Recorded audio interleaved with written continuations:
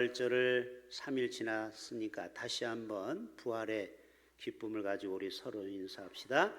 부활신앙, 부활정신으로 살아갑시다.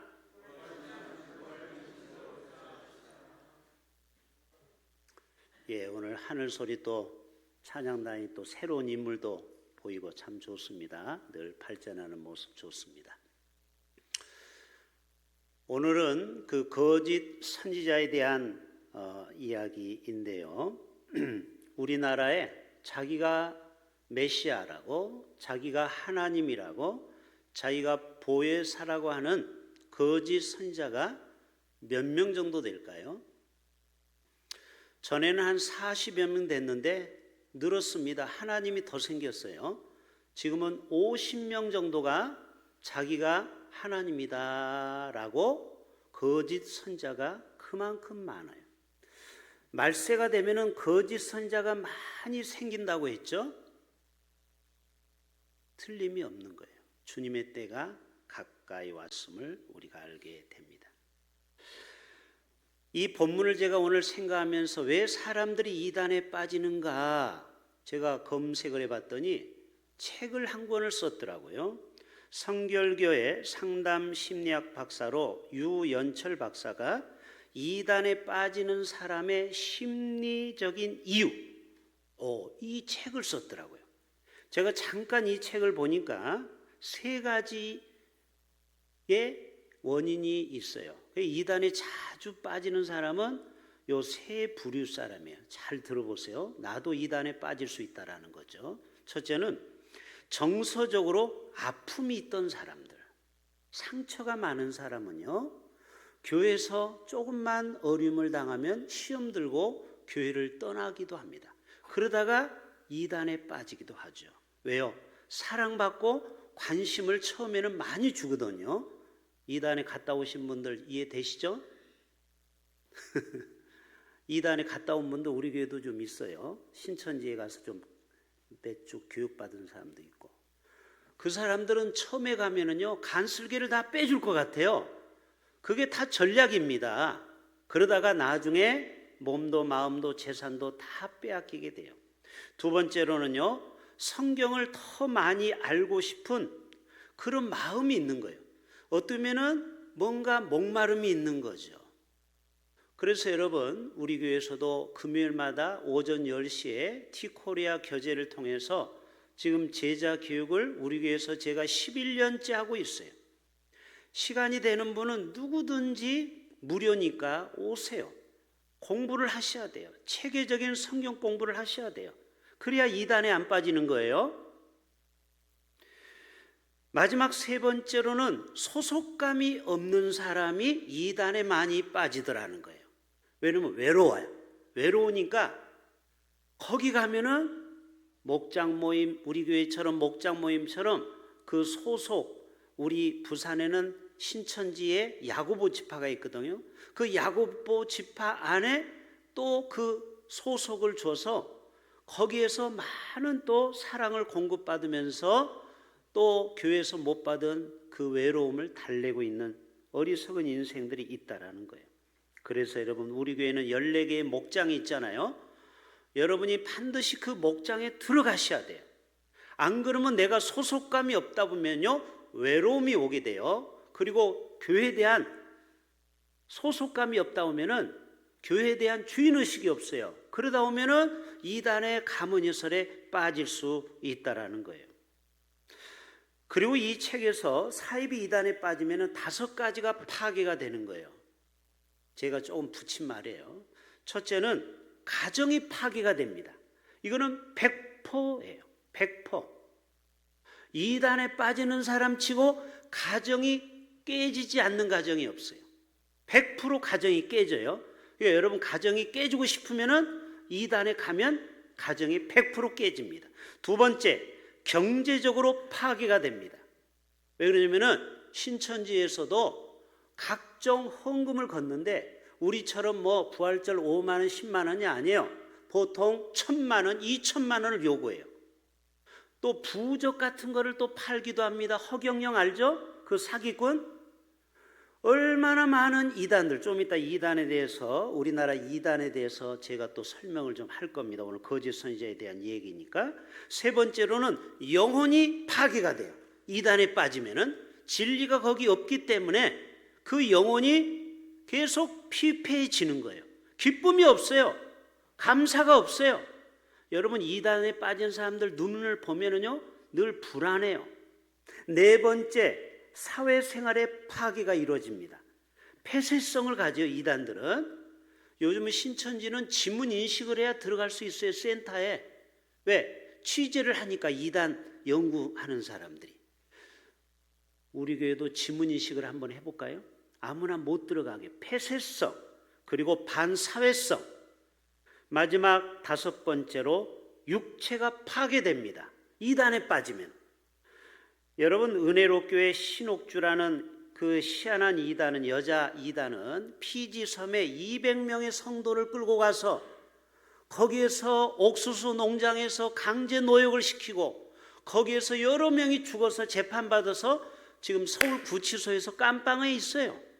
이 신옥주라는 여자 목사도 아니죠. 사기꾼 중에 사기꾼이죠.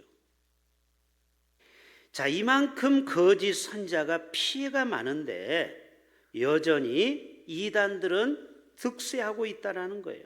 지금 신천지가 원래 14만 4천 명만 구원받는다고 했는데 지금 40만 명이 넘어섰습니다. 이단은 계속 성장을 하고 있어요. 또 하나님의 교회 장길자라고 있죠. 또 JMS 정명석, 하도 많이 들어봐서 알 겁니다. 거짓 선지자. 또 구원파 박옥수, 만민중학교회 이재로, 이 양반도 서울구치소에서 재판받다가 죽었어요. 그런데도 아직까지 이재록을 신봉하고 있어요. 왜? 자기는 영생 불사한다고 했거든요. 그런데 구치소에서 죽어버렸어요. 신앙촌 박태선은 말할 것도 없죠. 또 통일교는 문선명이 일찍 죽고 그 부인 한학자가 지금 대를 이어서 하는데 이제 나이가 많으니까 또 그 아들 3대가 지금 이단을 하고 있어요. 또 하늘궁 허경영, 또 은혜로교회 신옥주, 각종 이단들이 참 많습니다. 오늘 1절에 오면은 이렇게 나와 있죠. 그러나 백성 가운데 또한 거짓 선자들이 일어났었나니, 복수를 말하고 있죠. 거짓 선지자들. 지금 우리나라에 하나님이라고 자칭 보혜사라고 하는 사람이 50명이라고 있다고 했죠. 거짓 선지자는 한 명이 아니에요. 많아요. 일본에도 있고 저 미국에도 거짓 선지자가 있고 각 나라마다 그 이단이 다르게 나타나요. 여러분, 옛날 일본에서 오음교라고 들어보셨죠? 오음교. 독살 사건, 가스로 인해서 지하철에서 가스를 통하여 얼마나 많은 사람이 죽었는지 몰라요. 결국 자기들은 다 자살해버렸죠. 끔찍한 그 이단들이 각 나라마다 발생을 합니다. 자, 거짓 선자들이 일어났었나니 이와 같이 너희 중에도 거짓 선자들이 있으리라. 그래요. 거짓 선자는 뭐 빨간 옷을 입고 또 여기다가 뿔테를 쓴 게 아니고요. 뿔을 달고 다니는 게 아니고 우리 중에 있을 수 있다라는 거예요. 또 우리 이 연산동 안에도 이단이 많아요. 그러니까 우리 주위에 항상 이단들을 경계해야 되는 것입니다. 지금도 신천지는 일부러 기존 교회에 들어와서 교회를 파괴하려고 들어오는 사람 많아요. 그래서 우리는 새 가족을 항상 우리는 주의 깊게 관찰하고 있어요. 3년 정도는 그분이 정말 신천지에서 왔는지 그냥 교회를 순수한 마음으로 왔는지 우리가 계속 관찰을 하고 있어요. 왜요? 세상이 너무 지금 가짜가 많기 때문에 그래요. 자, 이와 같이 너희 중에도 거짓 선지자들이 있으리라. 그들은 멸망하게 할 이단을 가만히 끌어들여. 자기만 이단이 아니고 신천지는 사람들을 교회로 막 끌어들여서 교회를 물을 흐려가지고 자기 쪽으로 옮겨가려고 하는 것이죠. 여러분, 거짓 선지자는 종교적 지도자들 중에도 있습니다. 우리나라도 멀쩡하게 목사라고 하는 사람들 중에 돈과 권력을 위해서 신앙을 팔아먹는 사이비 목사가 얼마나 많은지 몰라요. 여러분 잘 판단하셔야 돼요. 목사라고 해서 다 똑같은 목사가 아니에요. 이름은 목사인데 종교성과 정치성과 돈과 권력에 타락한 목사가 있다라는 거예요. 여러분 분별을 잘 하세요. 사람들에게 인기를 찾고 그리고 사람들에게 회개를 외치는 것이 아니고 사람들의 귀에다가 달콤한 말을 가져다 주는 종교적 이단들이 있어요. 또 사회 정치 지도자들 중에 진실을 가리고 대중을 선동하고 개인적 집단적 이익을 챙기는 사람이 있어요. 그들은 정의나 윤리적 기준보다는 거짓과 혐오를 조장해서 자기의 수를, 자기의 영향력을 키우는 그러한 거짓 선지자가 있다라는 것입니다. 성경적 거짓 선지자도 있어요. 기적이나 표적을 통해서 사람들을 미혹하고 진리에서 떠나게 하는 사람이 있어요. 그래서 마태복음 7장 15절에 양의 옷을 입고 속은 노략질하는 이리가 너희 가운데 있다라는 것이죠. 예수님 당시에도 이단이 있었던 거 아십니까? 사두개인도 이단이었어요. 사두개파는 부활을 믿지 않았어요. 알고 계시죠? 그리고 영적 세계를 부정합니다. 그리고 천사를 인정하지 않아요. 오직 토라, 모세 오경만 믿고 있어요. 바로 사두개인은 부활 논쟁에서 이단으로 분류가 됩니다. 자, 바리새파, 바리새인도 외식적인 그러한 것만 경건을 쫓아가는 위선과 율법주의, 어떻게 보면 정통 기독교가 아니에요. 이 바리새파도. 에세네파, 이거는 종말적 사상에 집중하는 금욕과 성전 타락의 반발로 광야에서 따로 생활하는 에세네파, 요즘 말하면 기도원파, 세상과는 살지 않고 별도로 자기들만 별도로 모여서 생활하는 거예요. 여러분 이것도 잘못된 겁니다. 우리 기독교인은 세상에서 솜과 빛이 돼야지, 어디 독립된 따로 어디가에 모여서 자기들끼리 군집 생활하는 것은 이게 바로 이단의 모습의 하나예요. 또 하나는 열심당원이 있죠. 종교와 정치의 과도한 결합을 가지고 폭력적인 혁명 사상을 가지고 있었어요. 그래서 로마 제국에 대해서 폭력을 행하는 그러한 열심당원도 있었어요. 바로 이것은 다 성경적인 그러한 정통 교단이 아닌 것이죠. 여러분, 성경에는 참 선지자와 거짓 선지자를 이렇게 구별합니다. 참 선지자는요, 예언이 그대로 이루어져야 돼요. 예수님은 말씀한 것이 그대로 성취가 되었죠. 그리고 하나님의 명령에 근거한 말을 해야 되는 것입니다. 자기 개인의 말을, 개인의 주장과 개인의 철학을 이야기하면 안 되는 거예요. 그리고 참 선지자는 도덕적이고 영적인 메시지를 해야 됩니다. 이 도덕성이 거룩함이 깨어지면은 참 선지자가 될 수가 없어요. 그리고 열매로 판단한다라는 것입니다. 그들의 열매로 그들을 알게 되리라. 예수님 당시에도 이사야 7장 14절에 처녀가 아들을 낳을 것이요, 이 예언의 말씀이 마태복음에 성취가 되었죠.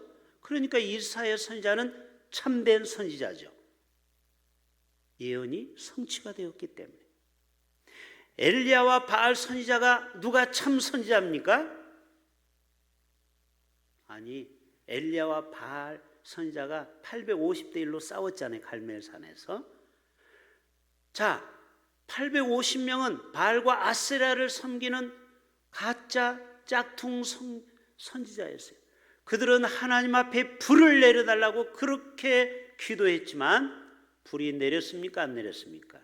내리지 않았어요.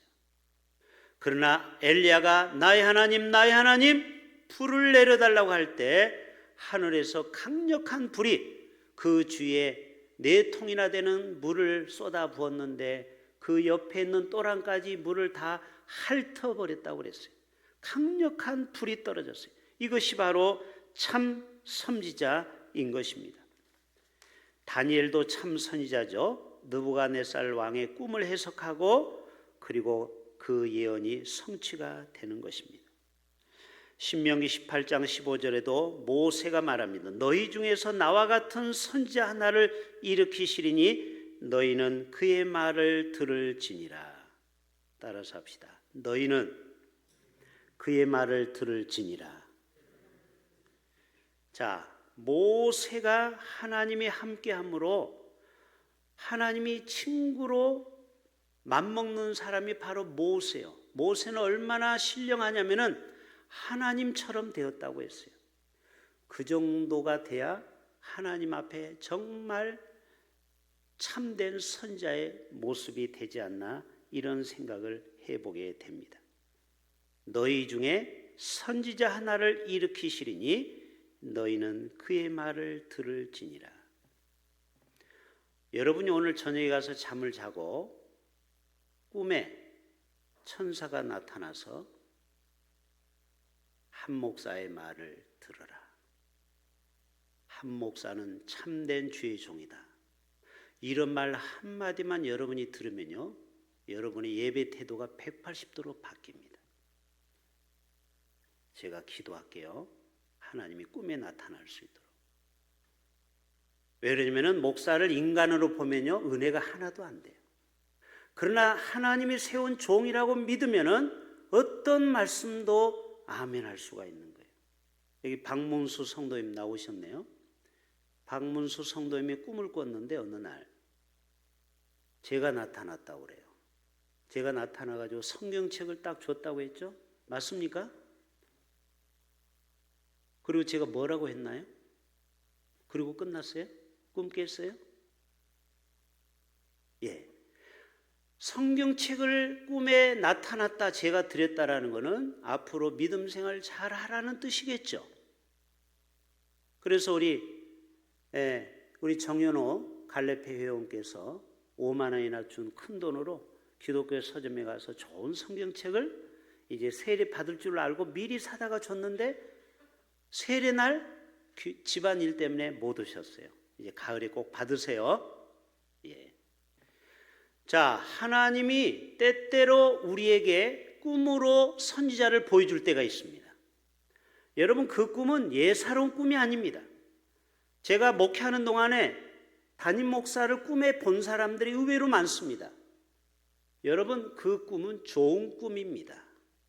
하나님은 때때로 사람들의 마음이 너무 강팍하기 때문에 내가 세운 종이니 한 목사의 말을 들으라, 모세의 말을 들으라고 했다라는 거예요.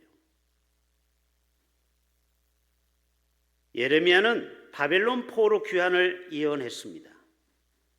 재밌는 얘기가 나와요. 예레미야 32장 15절을 집에 가서 읽어보세요. 이 예레미야가 얼마나 참된 선지자인지 가짜 선지자가 아닌지를 증명하기 위해서 망해가는 나라에 집과 밭과 포도원을 사라고 그랬어요. 이해가 되세요? 지금 나라가 망해가. 그런데 너는 밭과 포도원과 그리고 집을 사라고 했어. 이게 뭐예요? 포로로 돌아올 거를 예언한 거예요. 그런데 어떻게 됐어요? 포로가 70년 만에 이루어졌다라는 거예요. 여러분, 때때로 여러분이 어떤 건물을 사거나 땅을 살 때 하나님께 물어보셔야 돼요. 하나님은 여러분의 미래를 또 여러분의 인생을 다 알고 계시는 거예요. 예레미야 선지자를 통해서 그 예언이 성취될 것을 증거로 보여주기 위해서 집과 밭과 포도원을 사라고 했어요. 그러면서 그 다음 16절에 뭐라고 나와 있는지 아세요? 주는 큰 능력과 표심팔로 천지를 지으셨사오니 주에게는 할 수 없는 일이 없으시니이다. 여러분, 왜 우리가 부활절 3일밖에 안 지났는데 여러분 얼굴을 보니까 왜 장례식장의 얼굴입니까? 초상집 얼굴이에요. 부활절 예수가 부활했다 했는데 3일밖에 안 지났는데 전부 다 풀이 푹 죽어서 소망이 없는 사람처럼 여러분 얼굴을 보면은요 참 딱해요. 딱해. 부활의 예수님은 다 어디로 도망가 버리고 그 3일 72시간 만에 전부 다 세상에 찌들어가지고 얼굴을 보면 푹 죽어있는 모습. 참, 왜 우리의 신앙이 3일도 못 갈까? 부활 신앙이. 응? 옆에 있는 분에게 이야기했어요. 성도님, 왜 3일밖에 부활 신앙이 없습니까? 빨리 물어보세요. 왜 3일밖에 부활 신앙이 없느냐 이 말이에요. 이거는 저에게도 해당되는 거예요. 저도 이 짧은 3일을 지내면서도 저도 여러 가지 뭐 속상한 일도 있고 뭐가 한 3일도 뭐 별 일이 많이 있잖아요. 그러면서 저 자신에게 의문을 던지는 거예요.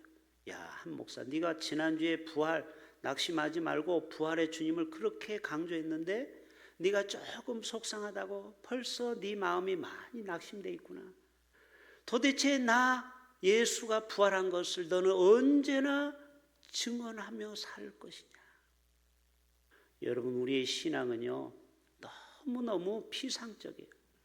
아무리 부활 신앙을 얘기해도요 하루만 지나고 1시간만 지나고 아니 3분만 지나면요 금방 세상의 염려, 걱정, 근심이 나를 지배하고 세상의 소리에 내가 한몰이 되어버리고 신앙이 어디 있는지 도대체 알 수가 없는 거예요. 오늘 우리 남장로님도 오셔서 만났지만은 제 친구 장로가 한 번 왔어요. 이장섭 장로님이라고.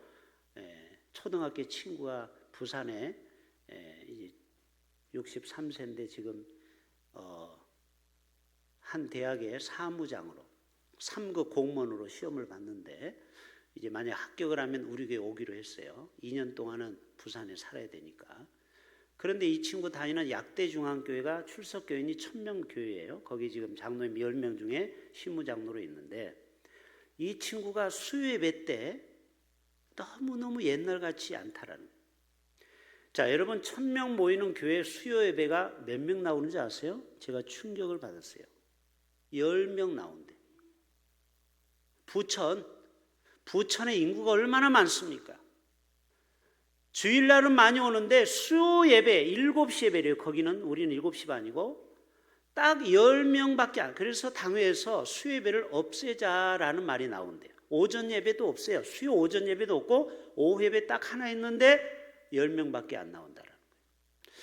요즘 한국 교회가요 참이 신앙 지키기가 참 어렵습니다. 물론 이제 맞벌이도 있고 여러 가지 어려움이 있는데 그래서 제가 참 우리 교인들은 그래도 이렇게 모이는 것도 참 기적이다, 참 감사하다 이런 생각을 해보게 되었습니다.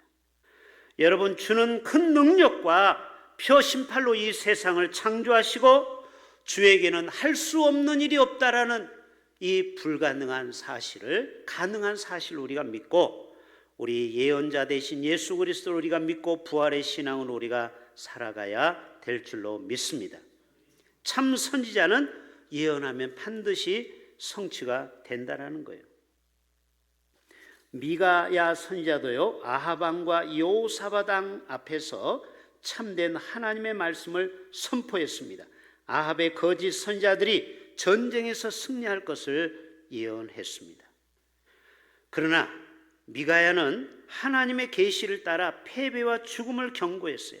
결국 왕의 비유를 맞추지 않고 어용 선지자가 안 됐다라는 거죠. 대통령의 입맛에 맞는 목사가 아니고 대통령 앞에서도 바른 말을 할 수 있는 참된 선지자가 우리나라에도 있어야 될 줄로 믿습니다. 권력에 아부하는 목사가 아니고 잘못됐다면 대통령 앞에 가서도 꾸짖을 수 있는 참된 선지자가 한국에는 의외로 많지 않습니다. 여러분, 한국 교회가 왜 어려운지 아세요? 큰 교회 목사들이 정부에 딸랑딸랑 하는 거예요. 아부하는 거예요. 우리나라 다 보세요. 큰 교회 목사들은 다 친정부적입니다. 그러니까 젊은 사람들이 교회를 떠나가는 것입니다. 여러분, 참 선지자는 대통령이 잘못하면 여야를 불문하고 바른 말을 할 수 있어야 되는 거예요. 맞죠? 기독교가 왜 타락했습니까? 바로 정부에 항상 정부가 친정부적인 기독교 정책을 펴는 거예요. 이건 잘못된 거예요. 아무리 대통령이 친정여당이라도 내가 봤을 때 잘못되면 꾸중을 하고 그것을 호되게 야단쳐야 되는데 우리나라 대형교회 목사들은 다 딸랑딸랑하고 있다는 거예요. 그러니까 젊은이들이 교회를 떠나가는 것입니다.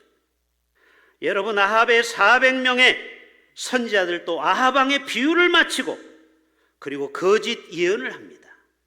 여러분, 거짓 선지자는 예나 지금이나 똑같아요. 왜?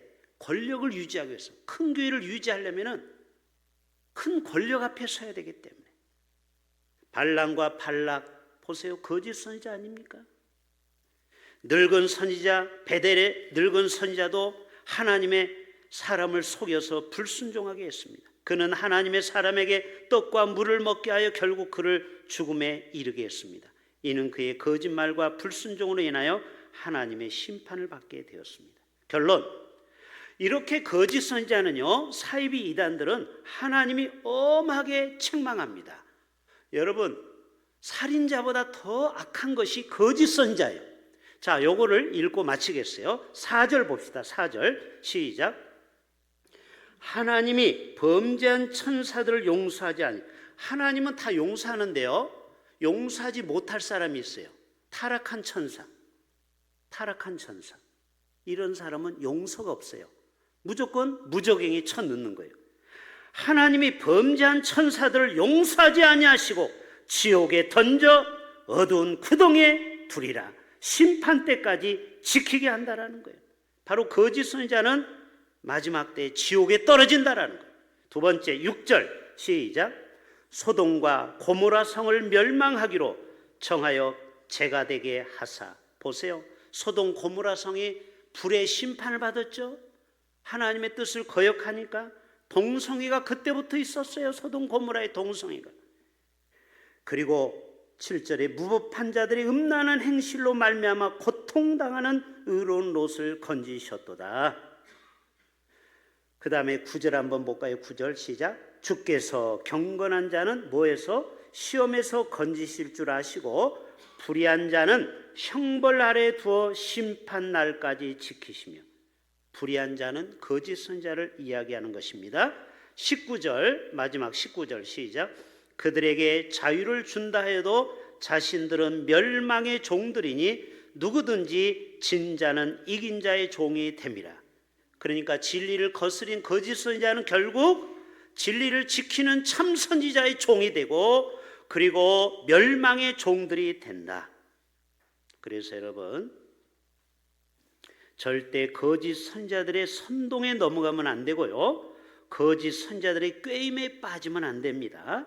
그러기 위해서 제가 두 가지를 여러분에게 대안을 제시합니다. 첫째는 따라서 합시다. 하나님의 말씀을 늘 읽고 묵상합시다. 자, 다이아몬드. 자, 이 중에 다이아 반지 낀 사람 손 들어보세요. 제가 안 달라고 할 테니까. 자, 다이아 반지를 분별하는 분별사가 있어요. 알고 계시죠? 감별사. 그 사람은 한 달 동안 뭐만 하는 줄 아세요?